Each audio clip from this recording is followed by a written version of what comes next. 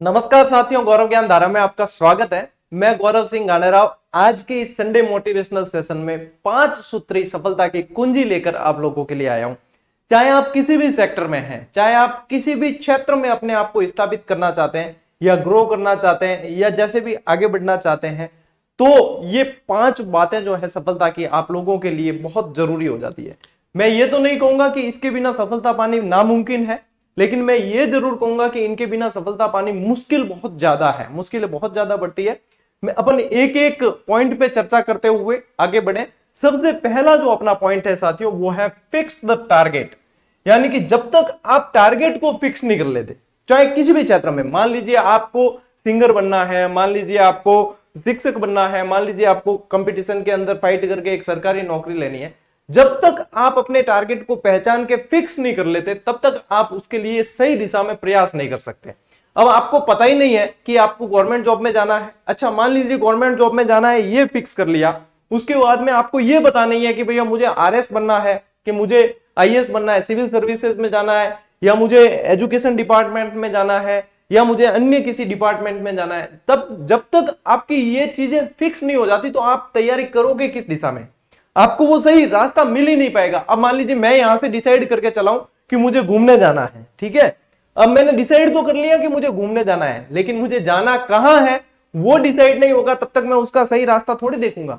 हाँ, मैंने ये डिसाइड कर लिया कि हाँ मुझे मथुरा वृंदावन जाना है, तब मैं मथुरा वृंदावन जाने के सारे सोर्सेज जुटाऊंगा, मैं उसकी सारी जानकारी जुटाऊंगा, मैं उसके सही रास्तों का पता लगाऊंगा, मैं वहां ठहरने की व्यवस्था को देखूंगा, और ये सारी चीजें अपन उसके लिए देखते हैं।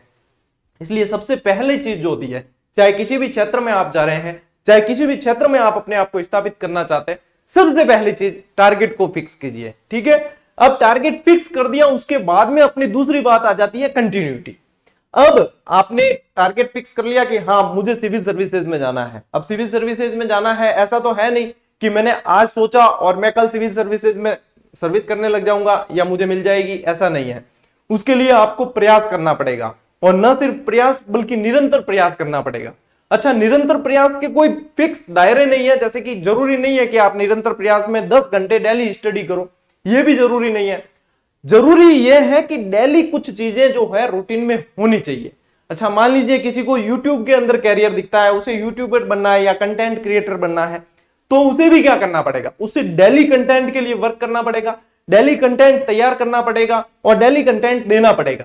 अब यदि वो डेली कंटेंट नहीं देता है तो एक दिन दे दिया, फिर 1 महीने बाद दे रहा है, फिर 1 महीने बाद दे रहा है या 15 दिन बाद, तो उसका कोई अहमियत नहीं है। जब वो डेली कंटेंट देने लगेगा तो ऑडियंस उस तक पहुंचने लगेगी और उन्हें ये पता चलेगा कि ये बंदा जो है इस तरह के कंटेंट देता है, तो हमारी काम की, अब आपकी काम की जो ऑडियंस होगी वो आपसे जुड़ने लगेगी। इसी तरीके से अपने सरकारी नौकरी को ले लेते हैं, तो उसमें भी यही चीज है कि आपने फिक्स टारगेट कर दिया कि हाँ मुझे भैया फर्स्ट ग्रेड स्कूल लेक्चरर बनना है।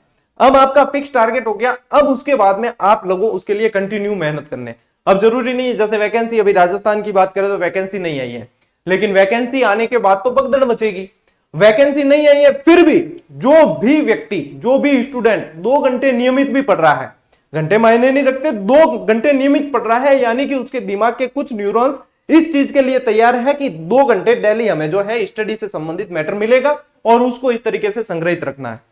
अब ये चीजें, छोटे छोटे जो स्टेप्स हैं, ये बहुत ज्यादा काम आती है। ये अभी समझ में नहीं आते हैं, ये जब समझ में आते हैं तब हम कुछ पॉइंटों से रह जाते हैं सफलता प्राप्त करने में, या हम थोड़ी सी मार्जिन से रह जाते हैं और हम उस समय के लिए असफल हो जाते हैं।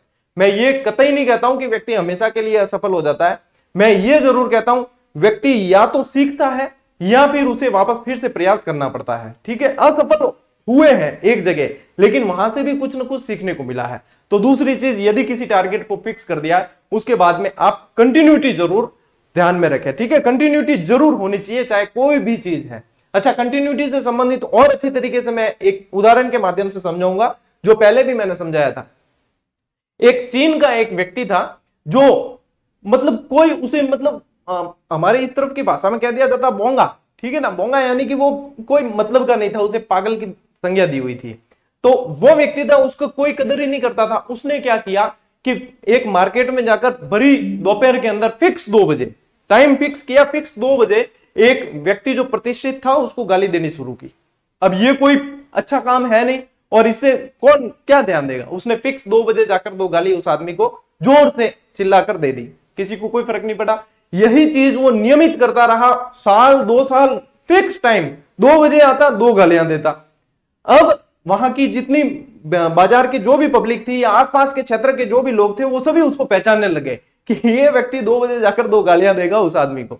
ठीक है, धीरे धीरे धीरे धीरे क्या हुआ कि साल 2 साल 3 साल गुजरते गए और उसके बाद में उसको वहां देखने आने के लिए बाहर देशों से भीड़ लगने लगी, टिकट लगने लगे और वो सिक्योरिटी के साथ में आता, फिक्स 2 बजे 2 गालियां देता।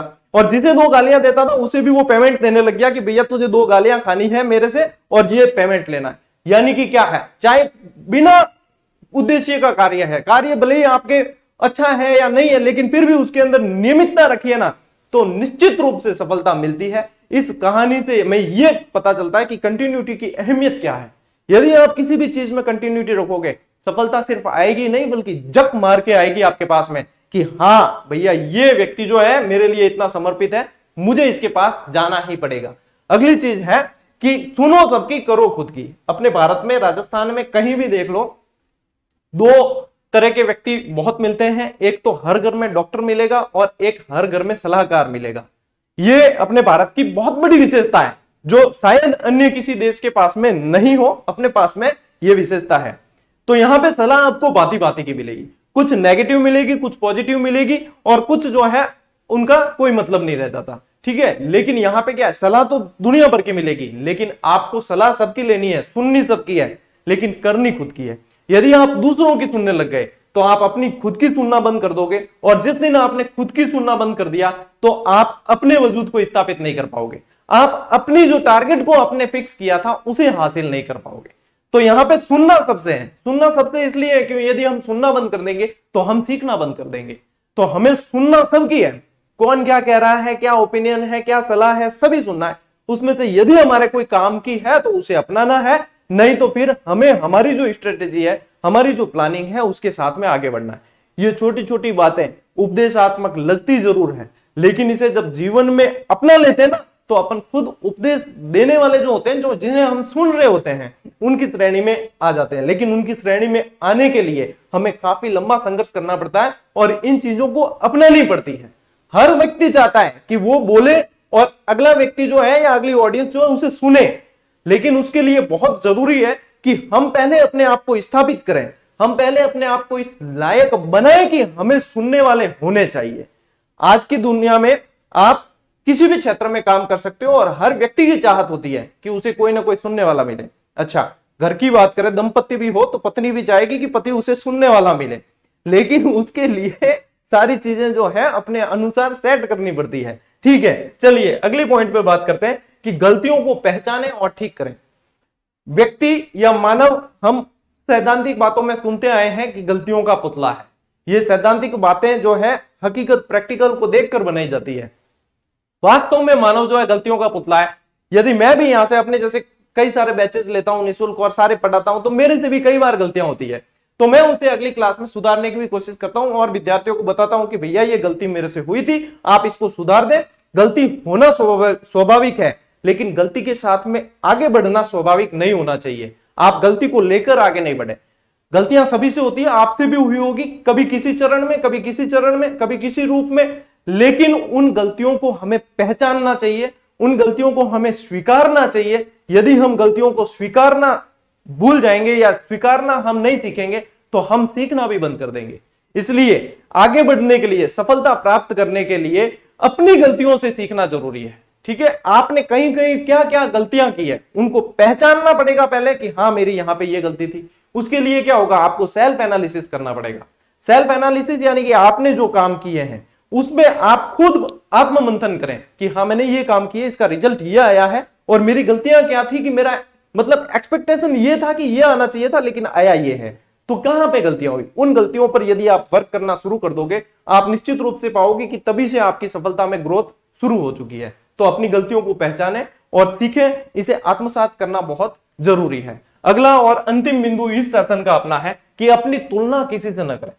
हमारी सबसे बड़ी गलती, हमारी सबसे बड़ी भूल यह होती है कि हम जो है हमेशा अपनी तुलना खुद, ठीक है, दूसरे कर रहे हैं चाहे नहीं कर रहे हैं, अपनी तुलना खुद अन्य व्यक्तियों से करके या तो हम हीन भावना से ग्रसित हो जाते हैं या फिर हम ओवर कॉन्फिडेंस में चले जाते हैं। दोनों ही चीजें कह रहा हूं, या तो आप किसी वर्ग या किसी क्षेत्र के लोगों से अपने आप को ऊपर पाते हो या फिर किसी वर्ग या किसी क्षेत्र के लोगों से अपने आप को नीचे पाते हो। दोनों में हम गलती ये करते हैं कि हम उनसे अपनी तुलना करने लग जाते हैं। जिस दिन हम अपनी तुलना किसी और से करनी शुरू कर देते हैं तब से हमारी ग्रोथ जो है वो रुक जाती है, क्योंकि हम अपने लिए वर्क करना छोड़ देते हैं बल्कि उस दूसरे से कंपेयर करके अपने वर्क को उस दिशा में चलाना शुरू कर देते हैं। जिस दिन हम इससे सीख लें कि हमें अपनी तुलना किसी से नहीं करनी। क्यों करते हो आप तुलना? अरे दुनिया गलत कहती है कि आपके जैसे 7 व्यक्ति और होते हैं, नहीं होते। मैंने नहीं देखे, मेरे जैसे 7 व्यक्ति छोड़ो, एक नहीं देखा। मेरे जैसा सिर्फ मैं हूं, आपके जैसे सिर्फ आप हो, और आपकी तुलना आपसे ही हो सकती है और किसी से नहीं हो सकती। कोई नहीं कर सकता, क्योंकि आपको जन्म देने वाली आपकी मां, आपके पिताजी, आप अपने आप पे जो वर्क कर रहे हो वो आप ही कर सकते हो, दूसरा आपके ऊपर वो वर्क नहीं कर सकता। अपनी काबिलियत, अपनी क्षमताओं को पहचानो। दूसरे के अंदर वो क्षमता है, हो सकता है आपके अंदर वो नहीं हो, लेकिन आपके अंदर जो क्षमता है वो अगले के अंदर नहीं हो सकती। अपनी क्षमताओं को, अपनी स्किल्स को पहचानो और अपनी स्किल्स पे वर्क करके उसको बढ़ाओ, उसको और पैनापन दीजिए, उसको पैनापन देके आगे बढ़े। तभी आप जो है सक्सेस के सारे स्टेप चढ़ पाओगे और अपने आप को स्थापित कर पाओगे। आप चाहे किसी भी क्षेत्र में काम कर रहे हो, किसी भी क्षेत्र में सफलता पाना चाहते हो, ये 5 बिंदु जो मैंने आपको बताए हैं ये सिर्फ कहने लेने के लिए नहीं है, सिर्फ सैद्धांतिक बातें नहीं है। इन्हें जब आप अपने जीवन में आत्मसात कर लोगे तब आप पाओगे कि वास्तव में एक एक पॉइंट जो है वो कितना एनर्जेटिक है और कितना सही है हमारी सफलता को प्राप्त करने के लिए और हमें आगे बढ़ाने के लिए। और हम कहां गलतियां कर रहे थे कि इन बिंदुओं को हम नजरअंदाज कर रहे थे और गधा मजदूरी कर रहे थे। गधा मजदूरी से समझते हो? गधे की तरह मजदूरी करना, यानी कि बहुत एफर्ट खूब सारा डाला लेकिन सही तरीके से सही दिशा में नहीं दिया तो फिर उसका कोई मतलब नहीं निकल जाता है। तो आज के इस संडे मोटिवेशनल सेशन से मैं यहां तक समझता हूं कि यदि किसी ने इस पूरे सेशन को अटेंड भी किया है और इन बिंदुओं पे वर्क करना आज से ही शुरू कर दिया है, निश्चित रूप से वो आने वाले समय में एक सक्सेसफुल पर्सन होगा। और हो सकता है कि आप मेरी जगह उस व्यक्ति को अगली बार सुन रहे हो। तो ये चीज आप लोगों को अपने अंदर पहचाननी और अपने आप में इंप्रूवमेंट करके आगे बढ़ना है। आज के सेशन में साथियों इतना ही। अपन मिलेंगे अगले नेक्स्ट सेशन में, नेक्स्ट वीडियो में, नेक्स्ट क्लास में। तब तक के लिए राम राम, जय हिंद।